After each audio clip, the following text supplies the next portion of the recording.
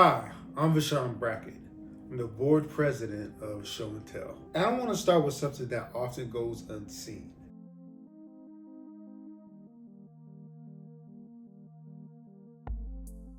In many families navigating special education, there is one person carrying the invisible work.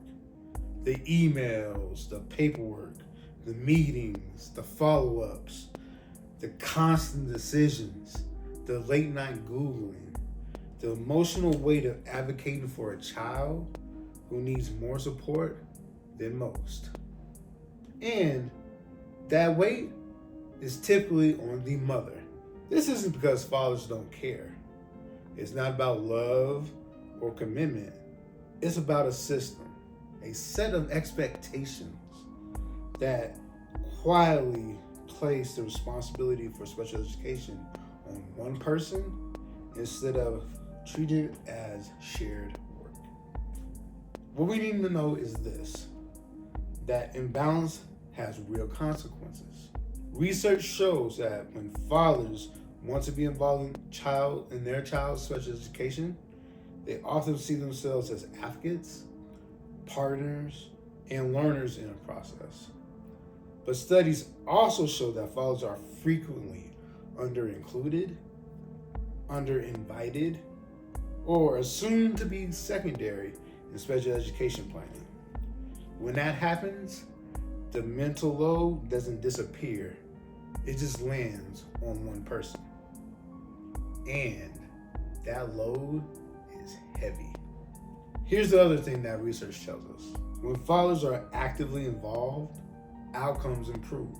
Studies constantly show that when fathers' participation steps up, it leads to better social, better emotional, and better academic outcomes for their children, including those with disabilities or learning differences. It's meaningful, measurable impact. But beyond the research, there's something even more important. When fathers show up to IEP meetings and conversations, to decisions, mothers get relief. Advocacy becomes shared instead of solitary. Stress becomes manageable instead of overwhelming.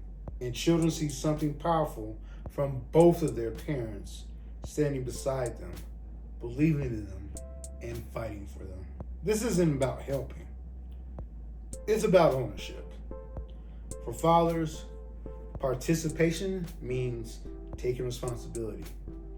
Putting the meetings on your calendars, reading reports, knowing your child's goals, asking questions, even when the language feels unfamiliar, following up with the school, carrying part of the load without even being asked. For educators and systems, it would mean examining assumptions.